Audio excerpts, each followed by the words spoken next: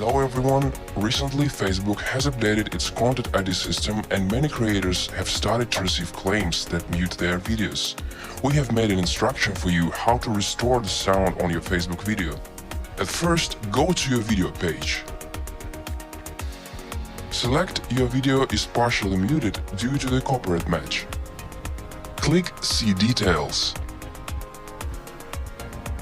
Click Continue on this page. Click Continue again. And again. Select Submit Dispute and click Continue. Click Open Form.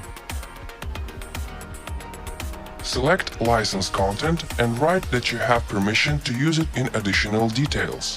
Click Submit.